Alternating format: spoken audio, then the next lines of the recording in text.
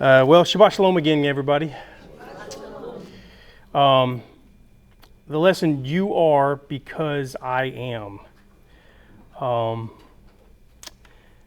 This one, going through, I took some time to just kind of, it was a rough go at, but this one, so ironically, we have the way that the calendar lines up, the way we do things.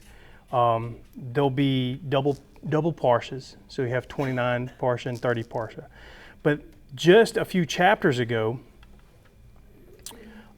we talked about it's Yom Kippur. It looks into some things getting ready for Yom Kippur.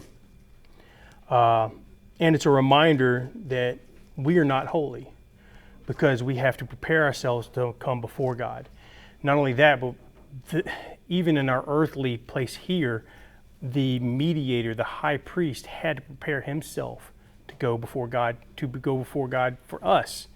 So it wasn't even that we couldn't go before God. We couldn't even see our mediator before God before he had to get ready to go before God. But in this chapter, because it reminds us that we're not holy, but then we get to this chapter and it mentions that we are to be holy because he is holy. And it's so ironic that that kind of played into the factor of that. So we're going to look at that. Kedoshim, that means the holy ones. And I'll share this little story. This kind of goes along with a little bit what we're talking about today.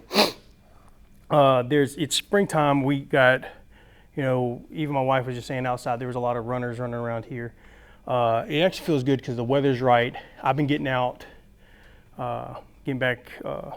I want to get back running again, but I'm a little larger for the running and I'm getting a little old. But so I'm starting to get into the walking thing. Like I'm gonna be a mall walker. Remember when we were just talking about the mall? Yeah, I don't know if they still have malls. I can walk around those. But it just feels good being able to get loosened up and walk around and do some things, exercise some.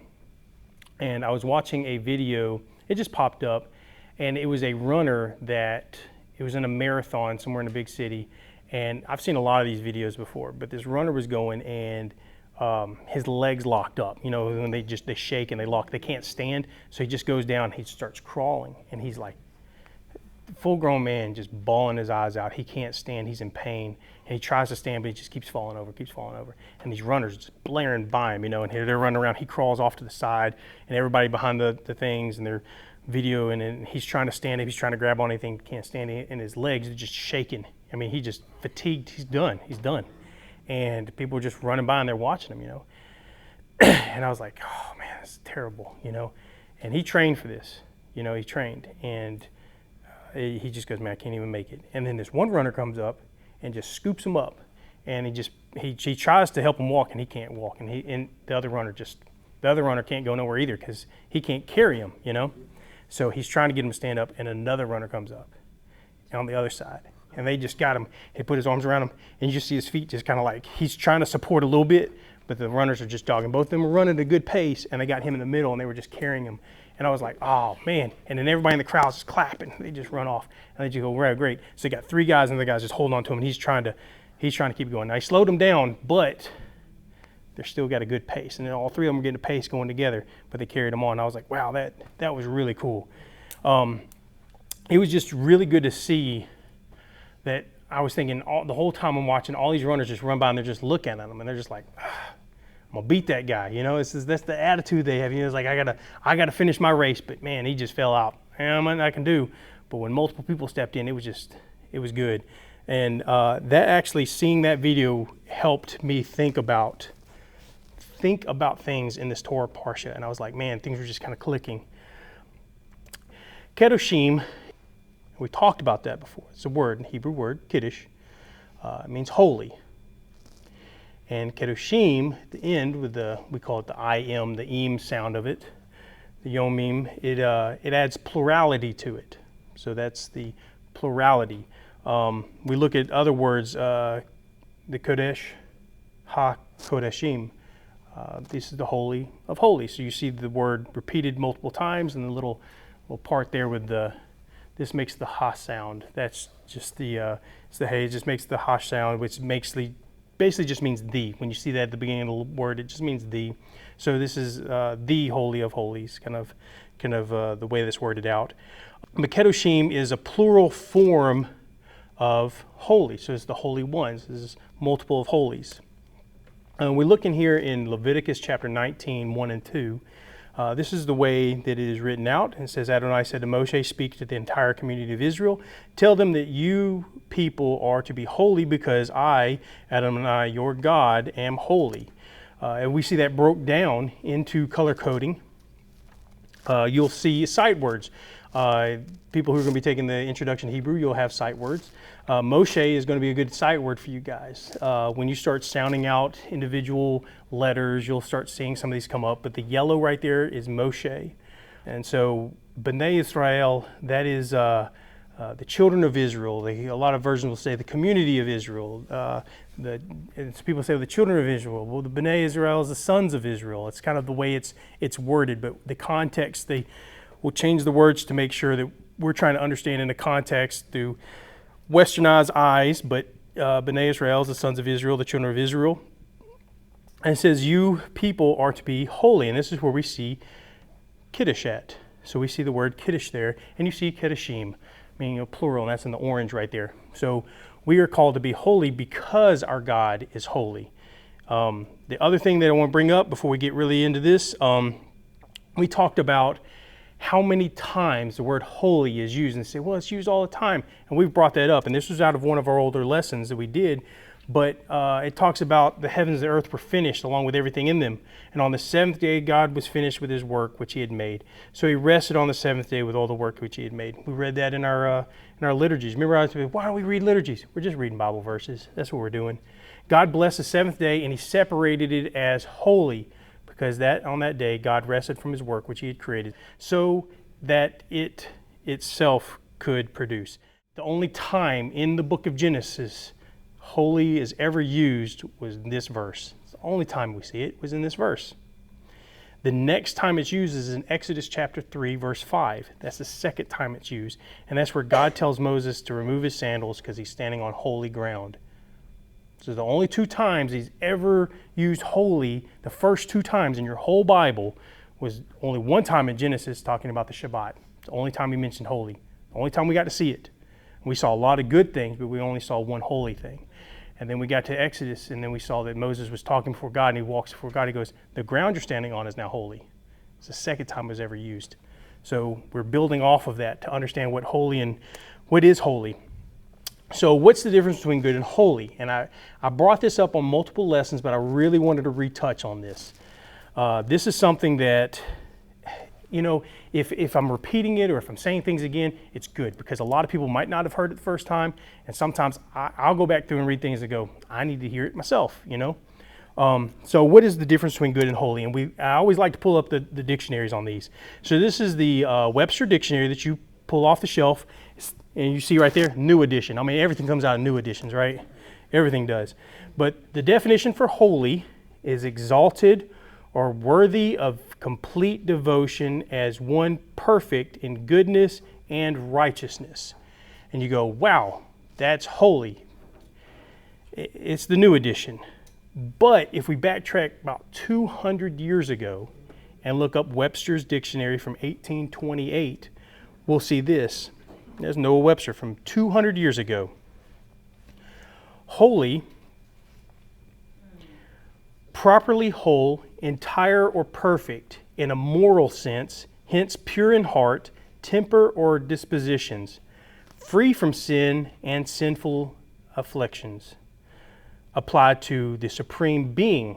Holy signifies perfectly pure, immaculate, complete in moral character. A man is more or less holy as his heart is more or less sanctified. He used sanctified in the verse, which is really great. They don't even use that in churches anymore. Or purified from evil dispositions. We call a man holy when his heart is conformed in some degree to the image of God, and his life is regulated by the divine precepts. Hence, holy is used as nearly synonymous with good, pious, or godly. And the reason why it says nearly is because the meaning there really isn't any synonyms for holy. There is no synonym or likeness to holy. That's the closest thing we can get is good, pious, and godly to understand in our languages. And it sounds so wild, we could just rip that one page out of the dictionary and teach that to a church nowadays, and they'd be like, wow. It's like, that's actually preaching more of the gospel than some of them are. And I'm not trying to throw dirt in the eyes, but I'm just going, Noah Webster, man, he was at it. That guy was on point. And then it goes on to, that was just the first definition. The second definition says hallowed, consecrated or set apart to a sacred use. I'm going to repeat that one. Hallowed means consecrated or set apart to a sacred use or to the service of or worship of God, a sense frequent in scriptures as the holy Shabbat, holy oil, holy vessels, holy nation. Well, that was ripped out real quick. A holy nation, the holy temple, a holy priesthood. He's like, let me just give you some good examples. Matter of fact, give you some holy examples. So I want you to see that when it says that it was consecrated or set apart to a sacred use, it means that it's actually, it's like almost a verb. It is used to do something with. If it's not being used, it can't even be holy because it serves a purpose. I mean, when he said, hey, the Shabbat, it serves a purpose. It's holy. There's a reason. The ground you're walking on, it's holy. Like, take your shoes off. There's purpose behind all this. But everything serves as a purpose. And if you're holy, it is to serve a purpose. It's purposeful. It's not just stagnant. So when we talk with people, especially in our circles or in the circles of just, if we look at Judaism, Christianity, Islamic, everything you have, they'll have the words holy in there for some reason, tied into what it is. But the thing is what we're called to do in the sight of what God has asked us to do, because He is holy, we are to be holy. He's calling us to be holy, which is an action. All right, and I want to tie that into this. He says, I need you to be holy, to be set apart for a purpose. All right? So He didn't say, I'm calling you to be weird, because a lot of people just do that easily. And they take this and they run with our faith, and they run out, and they are so weird that they cannot be used. I'm throwing that out there. I'm not trying to sound preachy, but you're too weird and nobody is going to communicate with you. Like, I don't understand what's going on. To be set apart for a purpose, not to be set so far out and apart at a distance that you can't be used. You know what I'm saying? It was like, I'm just going to go out here. I'm going to surround myself by everybody that believes exactly what I'm going to believe, and that's what we're going to do. And then they realize that inside their own circle, other people are not believing exactly what they believe. And people say, I just want to be around so many people that only believe what I believe. And like, you're going to live a lonely life. You're going to live a very lonely life. Okay? It's okay to disagree. It's okay to disagree on some things. It's okay. But the respect that you have is when you find somebody that disagrees with you or sees something differently, just be quiet. Listen, see what their view is on things, and understand why they came to that view of why they see things differently. Sometimes you might even go, you know what, I was wrong. And maybe I see it from that view. I've never looked at it from the viewpoint before. And sometimes you'd be like, no, I understand where you got to that viewpoint. That's incorrect. But I can see where you came to that viewpoint at. And then that helps you grow. That helps you grow as a teacher. It helps you grow as somebody who can help somebody out. You know, that it's part of what we do, but you have to be used to do that. You know? So when we're looking at holy, everybody in Hollywood and everybody will say, well, this is the good book. You know what the good book says? The good book says this. Well, I want to correct them on that because book, all right, let's just look at the words here. The good book. A book is a set of writings printed on blank sheets, bound together between front and back cover. That's actually a definition in the dictionary that says written, printed, consistent of pages glued or sewn together alongside and bound in covers. That defines what a book is. And in the Greek, that's where we get the word biblios from, because biblios is the word for book. So when they say, what's the Bible? It's the Bible. anything that's bound on the side of a reader's manual is a Bible. It's a biblios. It's a they say, oh, that can't be a Bible. Okay, so now we're playing with words here. A Bible is anything bound from side to side. Okay, an instruction manual, that's a biblios. That's a Bible. All right, a coloring book is a Bible. A comic book, biblio. That's a comic Bible, okay? That's what that is. But what separates them from what we have?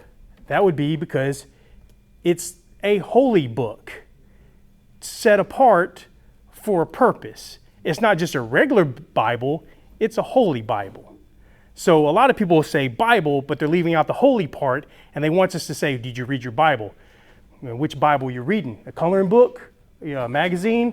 What Bible are we reading? We're reading the holy one. Oh, okay. Now we're setting apart. Adjectives matter. So a lot of people say, well, that's kind of an easy lesson to look at. It is, but it's one that we all look over. And I got to say, it's a holy. And then they go, okay, yeah. Like, what's the definition of holy? See how we're backtracking? It's not just good. It's not the good book. It's a holy book. And I think through the years, that word has been watered down. All right. So it's not the good book. It's a holy book. It's a holy biblio, the holy Bible. All right. Kiddush. So we looked at that. It says, Adonai said to Moshe, speak to the entire community of Israel. Tell them that you are to be holy because Adonai, your God, am holy. It says here that in Bereshit, this is Genesis. Then God said, let us make humankind in our image, in the likeness of ourselves, and let them rule over the fish of the sea, the birds in the air, the animals, and all of the earth. All right. If we look at the word Talmud, all right, and they go, oh, it's a Talmud. Okay, well, that's where we get the word Talmudim from. Talmud just means student. When they say, oh, it's a Talmud, you read, it's student. That just means somebody who's studying. That's a student book. That's the Talmud, all right? So that's usually why Jesus had Talmudim. There's his students, his disciples. All right, that's where we get the word from. So when we say Talmudim, the I am at the end of that, remember how we were looking at the Kedoshim? Well, it just means plural. That means disciples. So a Talmud is a student. A Talmudim is students. That's how we go. So that gives a plurality form of that. And when we look at Elohim, it's a plurality form. And so you see, let us make humankind in our image, under our likeness. It's not multiple gods, but is a plurality form of power, meaning the almighty, all-powerful, all-being. He can't have a singular word to match. It is going to be a plurality of power, of him being more than just singular, but he is singular. And that's where a lot of people get tied up. They say, I thought God was one, but it says that who is he talking to? He's addressing himself as, I am the all-powerful, the almighty. It is a plurality of that. So the Hebrew name for Elohim means mighty forces, all natural forces in one. I am everything. And everything can't be singular. It has to be a plural form to address an all-powerful almighty. So a lot of people will get tied up and they say, read it in English, and they just go, explain this. I'll go, I'd love to, but we're going to have to dive into a little bit of Hebrew on this one, all right? That's where this gets into. So context is king, but a lot of people just throw it in and they go, I don't understand it. All right, and I'm not trying to bore you guys on this. We're going through this stuff. But then God said, let us make humankind in our image. But it says to rule over the fish of the sea, the birds in the air, the animals, and everything on earth, everything that crawls, creatures crawling on the earth. We're going to go through that. Man is to rule over certain things. He gave us dominion over certain things. Okay, so now we have a purpose to do. We're doing things. We have a purpose. All right? And a few weeks ago, I was talking to you guys about how people view God. They'll say, well, this is just a God that's up there. It's not just a God. Hopefully it's your God that's up there that you're going to stand before. But when I said that people view God differently, they have different views on this. And they say, well, I pray to God. All right, well, what type of God are you praying to? What type of God are you seeing? When you're in your mind, what are you thinking? And they said there's 4 different types of God. And we're going to go look at these 4 different views real quick. All right. So one of the views is materialism. All right. This is where you have your, not necessarily agnostic, but it could be agnostic, but this is more of like your materialistic views or your worldly view of just things just came into existence. God just, there's not really a God, it's just everything just came to be, it's just there, that's how it was. That's called materialism. that is more of an atheistic view. They just go, and the word atheistic. So you can kind of play onto that a little bit when you get to theism and deism, the theistical abilities of all this. So we're looking at materialism, all right? This is just, things are just here. It's a bazillion years old, and then it hatched from a bazillion years before that. It's just the way it is. Materialism, a belief that there is really no God, and it boils down to this. So if we worship and we do things, you see in materialism, if you believe there's no God, you actually do have a God. You actually worship yourself.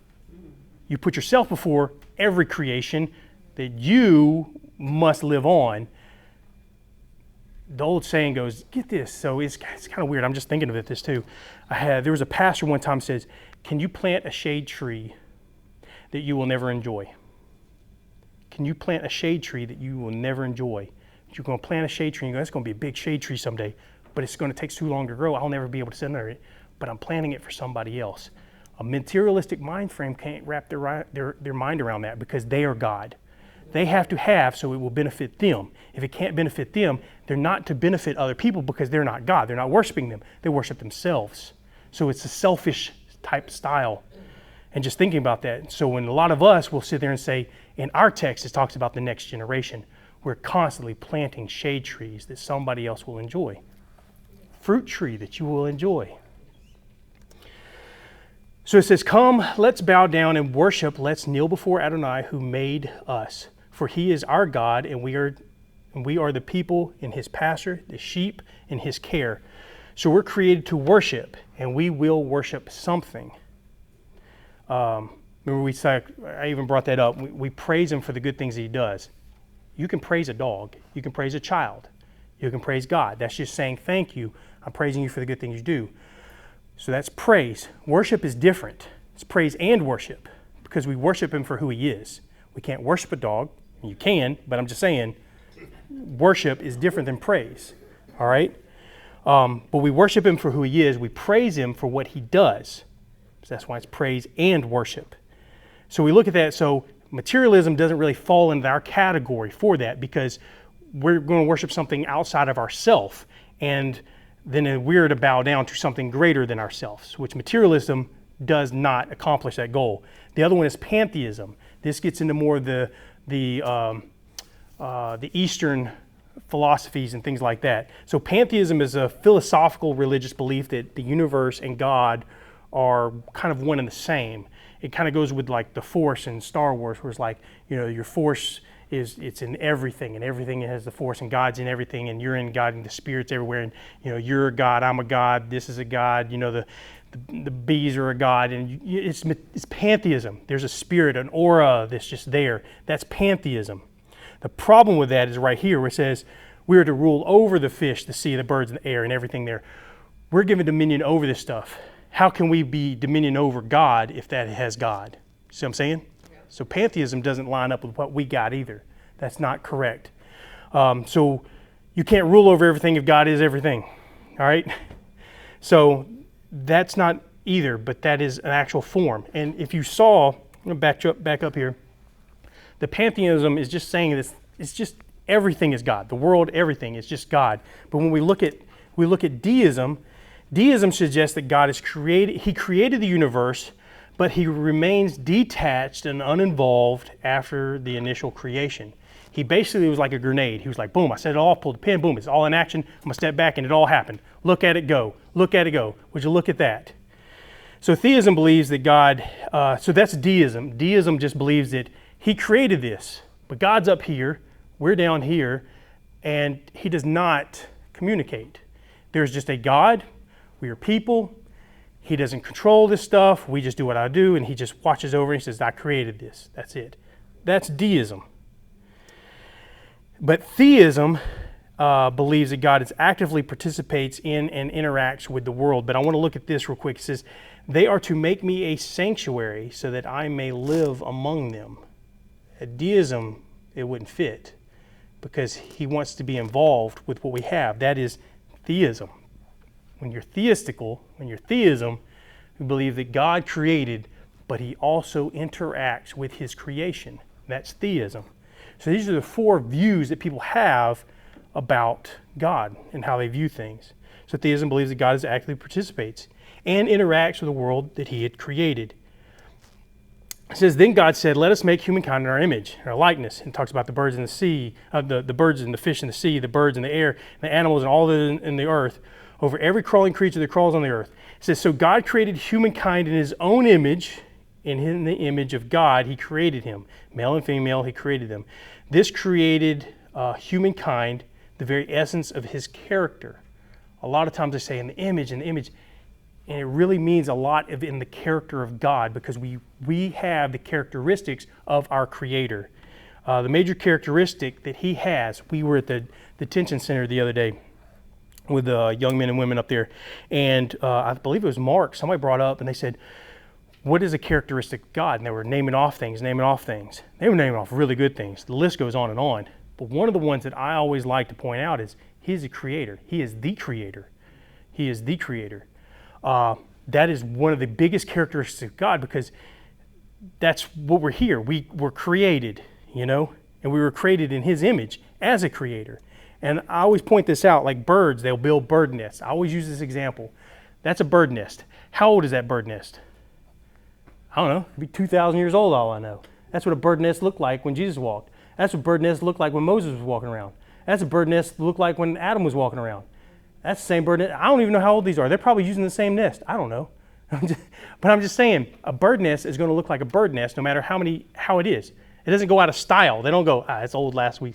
But humans, when we build, we do it. And then we gotta, and as soon as we get through with something, we go, I know I should have done it that way. Next time I'll know. And then we reinvent everything. So we are builders, designers, and creators. Why? Is any other animal doing this? Any breathing creature on this planet doing anything like this? No. We're building bird nests. We're digging a hole. That's what happens. But we got to build this. And 200 years from now, this is going to be old school. This is going to be on postcards. Like, I remember the good old days. Electricity, and they had to wire it up.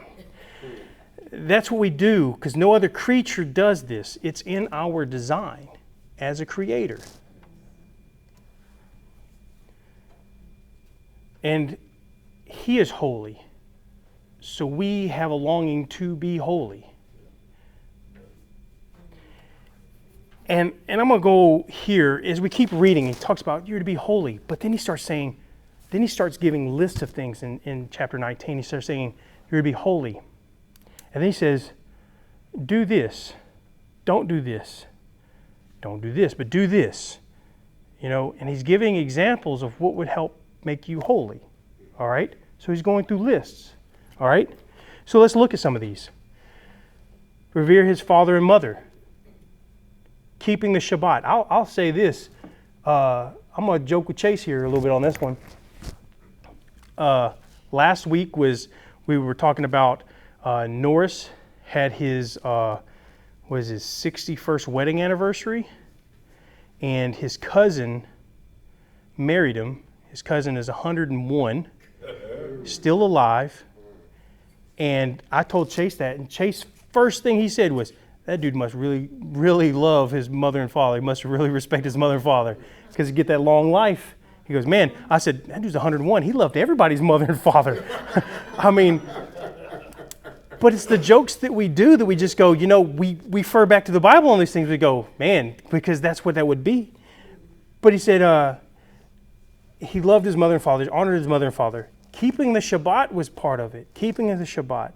Do not turn to idols. When you harvest, don't cut the corners. Give. Be mindful to give.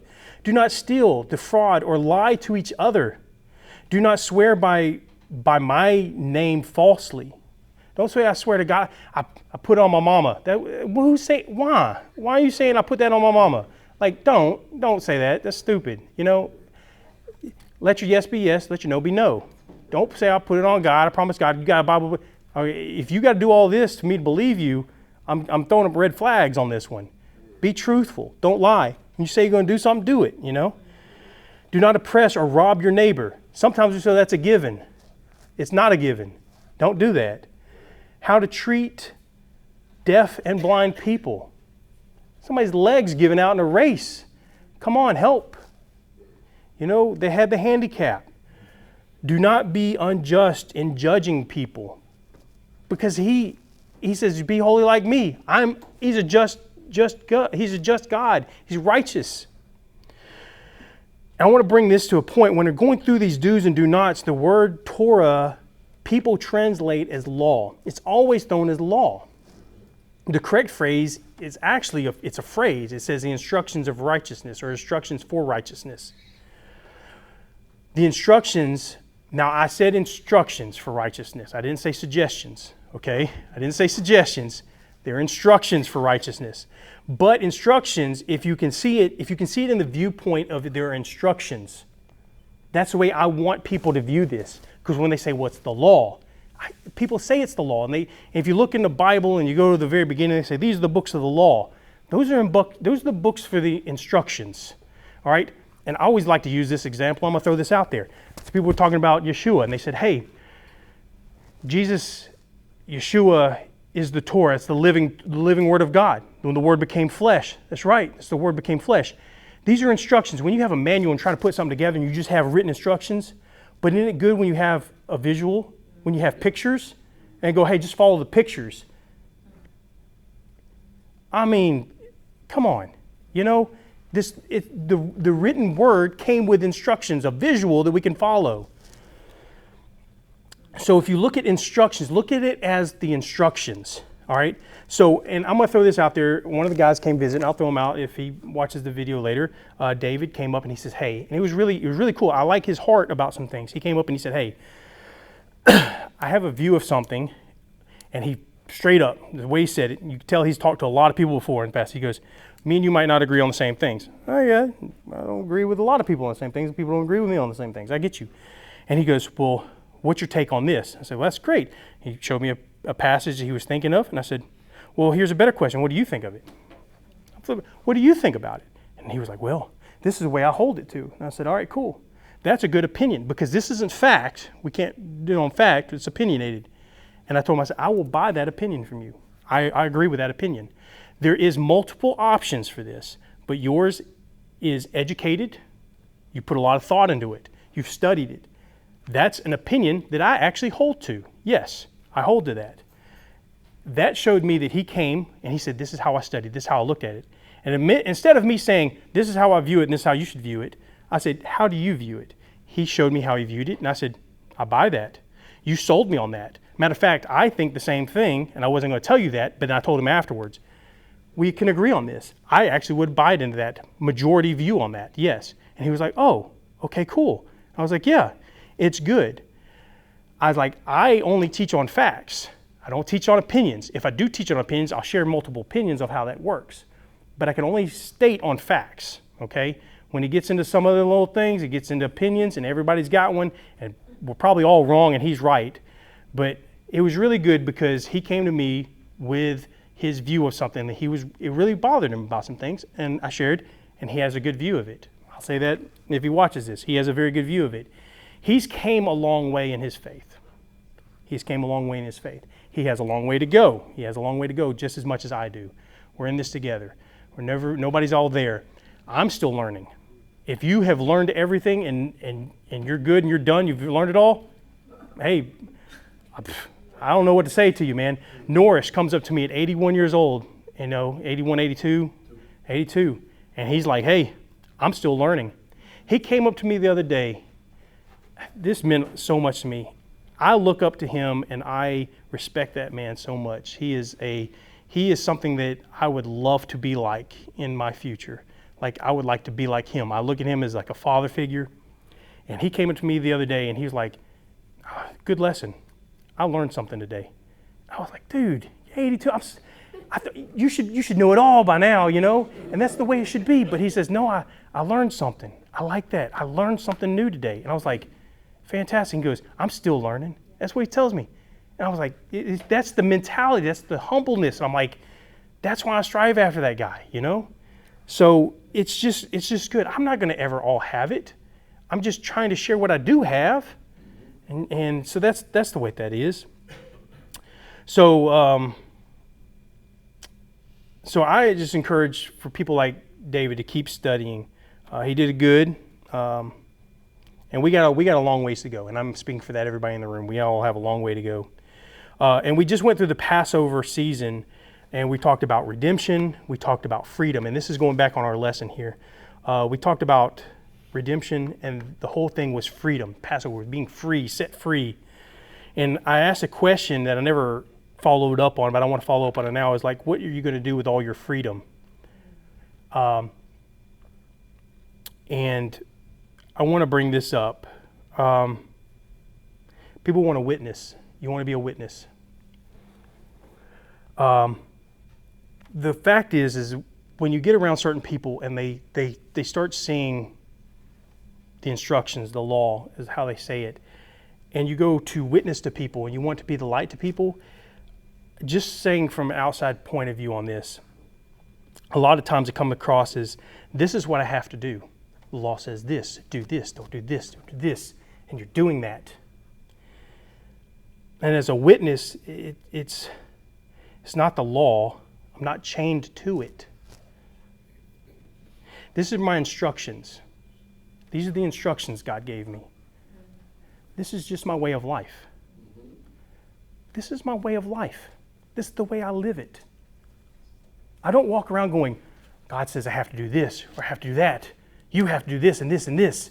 No, they say, why do you do these things? That's my way of life. These are the instructions God gave me, and I just do this. This is what I do. This is what I do. I'm running that race. But God gave me instructions. I'm going to follow his instructions. I'm not standing over it going, I can't. I want to do this. I chose to do this. When I get up in the morning and I pray, look at him. He puts a tallit on and he prays. It's so, I want to do it. God didn't say, you better get up and you better pray. God says, hey, these are the instructions. God, I got to get up this morning. I have a tallit. I'm going to pray. I get to do that. You know? I'm not bound to this. God says, go see what you do. Will you follow my instructions? Yeah, but I want to. It's a want to thing. When you go around telling people, I got to do this, or this is what I have to do, this, you need to do this too, it doesn't sound like freedom. It doesn't sound like freedom. It sounds like you're enslaved to something. It's the heart thing. That's what I'm getting to. I mean, there's a thing of saying, should you? I mean, you're not better than anybody else. Remember, you're not better than anybody doing it. You're just better off. Just better off. So this is my instructions. This is my way of life. Quick stories. I know we're getting time, but I'll run through these real quick. I was at work with some guys. We went out for breakfast, and we went to Waffle House, and they were like, hey, we're going to cook. What do you want? And I was sitting with some guys, and I was like, hey, I'll take I think it was like the waffle and some eggs. And they're like, all right, cool. Well, it comes with like bacon and sausage. So I was like, oh, that's all good. Do you have turkey sausage? No, it's all good. I was all right, no big problem. I said, I'll be good. And before I said, just leave it all off, I just looked at the other guys and said, do you like bacon or sausage? And they were like, oh, I like bacon. All right, cool. Hey, get my bacon, put it on his plate. He'll take it. I said, all right, cool.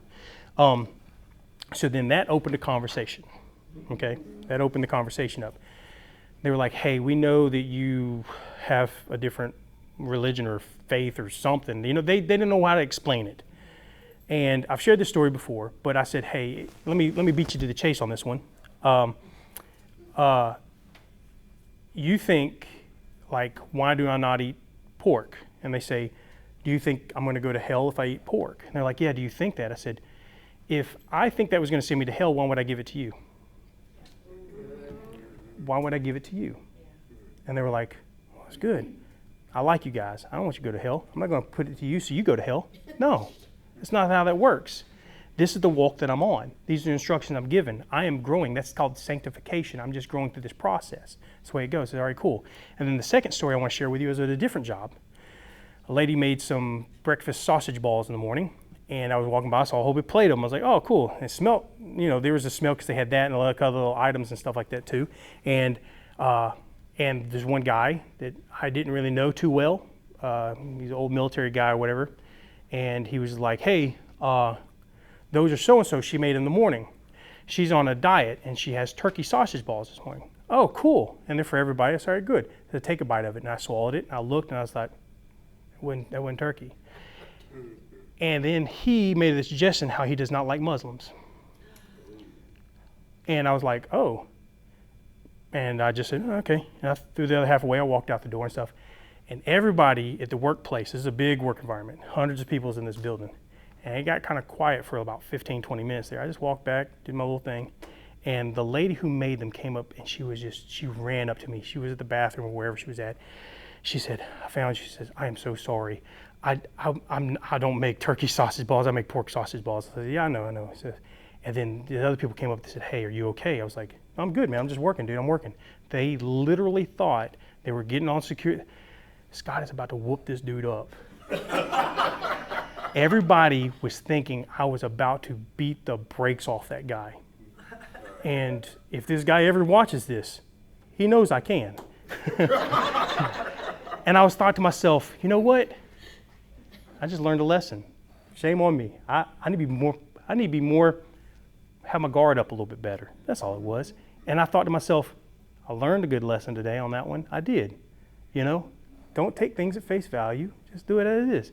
I'm not going to sit here and go, oh, he tricked me. I'm going to hell now. Oh, he got me. No. But it was so funny that he just thought that I was Muslim. And he was a military guy who doesn't like Muslims. And he just thought, oh, he's Muslim because he doesn't eat pork. So he wanted to pick on me a little bit. And I was like, all right, great. Just let you know, other people don't eat pork too. But I learned my lesson from that one. I didn't hate on the guy or whatever. I was like, you know what? He's a fool. Remember that? He had a lot of knowledge, but no understanding. And I walked away and I was like, you know what? That's going to be all right. If that's my biggest problem, I got it. Somebody tricking me a little bit on this, I'll be all right. Was I mad at first? Oh, yeah. But I had to walk away. I walked away and I was like, all right, cool. But everybody thought, oh, man, dude, he's about to get beat down at work. It's like, no, I'm not on that level. That was a good day. He caught me on a good day, all right? But let's just be real, But I really learned something from that as an example, and my response to that was very mature, I will say, because I've made very mature decisions in life. A lot of them I have, but that was a very mature one, and it became a witnessing tool, and that's how I witnessed. That's how I expressed my freedom. All right. So there's that man who fell at the race, and there's a lot of people who didn't run up to him. They didn't run up to him at all, and they didn't run up to him, and they run by him. Just imagine being like, "Hey man, what are you doing laying down? You're supposed to be running. This is a race. You're in the." That's not how they did for him. Other people might have said, "Hey man, he fell down. What's he doing out here?" Something like that. But can you imagine if the guys that came helped him up would just stop by and just like, "Hey man, this is a race. You just be laying down, dude. Get up and run off." But that's how we do it sometimes, and we're not supposed to do it to the people like that. So they were running the race, and they helped him up, and they helped him with his race. They had to carry him a little bit. He was struggling, but he was going through a sanctification, So many people don't sound like they're free. They sound like more they traded their chains for another chain when they say that I have to do these laws. This is what I have to do, have to. I say, do what you want to do. At the end of the day, that's what you're going to do anyway, right? I make this my want to. I want to please my Father. That's the way it is. So I'm not chained to it. I have the freedom to do whatever. That's the beauty of free will. I do whatever I want. When I get up in the morning, that God's not going to say, did you pray like I told you to? It's like, God, I prayed because I wanted to. I got to talk to you today. I got to help other people. I get to, Oh, you don't have to do Passover. I get to do Passover. I have a reason to do a Seder. I have reason for this. I get to. Everybody's like, well, we have to. We have to. No, I get to. I have the freedom where I don't have to. I can look at God and say, God, I didn't have to do this. I don't have to obey you, but I want to. There's a relationship, a heart thing there on that. Do not gossip, and then love your neighbor as yourself, as I am Adonai. This was the next part of the chapter 19. And I'm going to start to close on this, but there's this story called On One Foot. This is Elder Hillel. He's a Talmudic sage before Christ, before his time here. He was born in Babylonia. 1st century BCE. A young man came to the Holy Land studying the Torah. This is how the story goes on. This young man did, and He wanted to study at the feet of the sages of Jerusalem. He was initially very poor but brilliant student and became a famous Torah scholar and eventually the president of the Sanhedrin. So Elder Hillel became the president of the Sanhedrin. When I say Elder Hillel, you notice I did not say Rabbi Hillel because this is before rabbinical time. Rabbinical Judaism didn't start till 2,000 years ago. Before that, there were elders. That's what it was, the sages, the elders. So rabbinical Judaism, that starts rabbinical, rabbi, see how that goes into effect?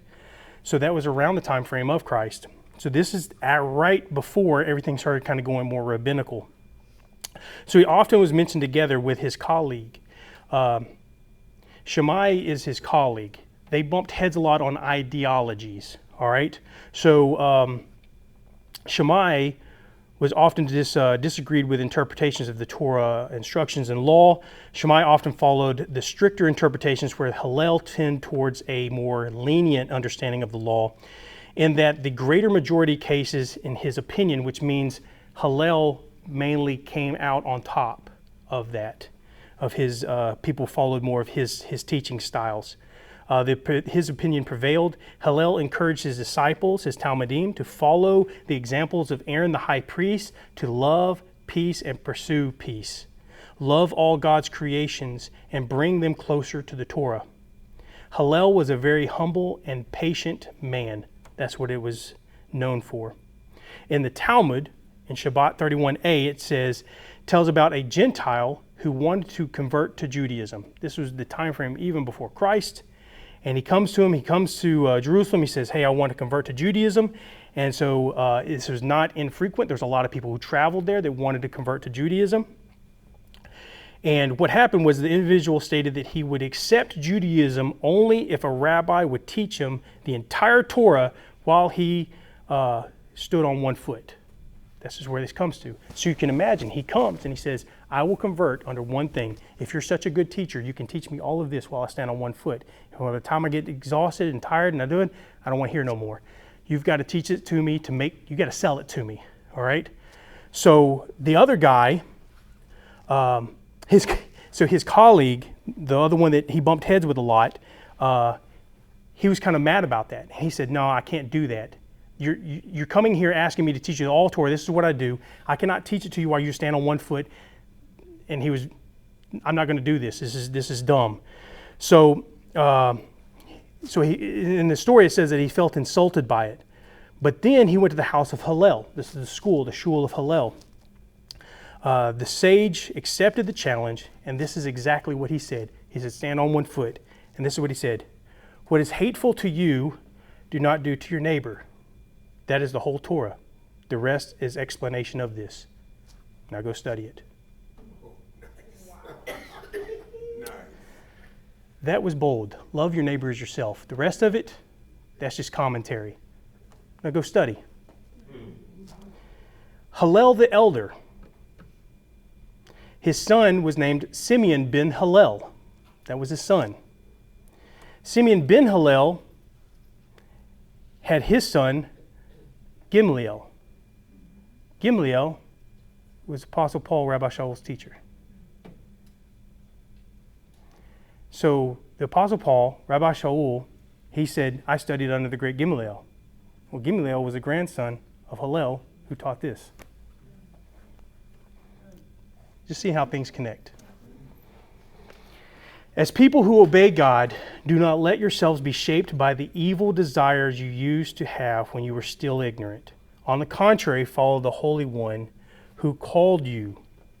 Become holy yourselves in the entire way of life, since the Tanakh says, you are to be holy because I am holy. And you are because I am. So we'll go ahead and we'll stand with for our singing, praise, and then we will close in prayer.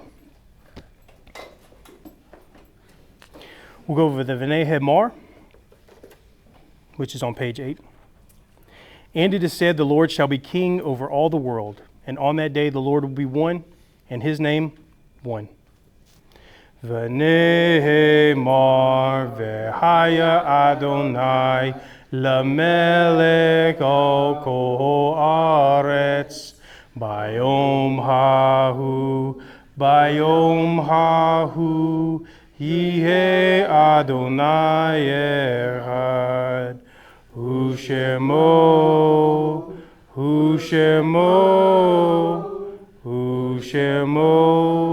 echad.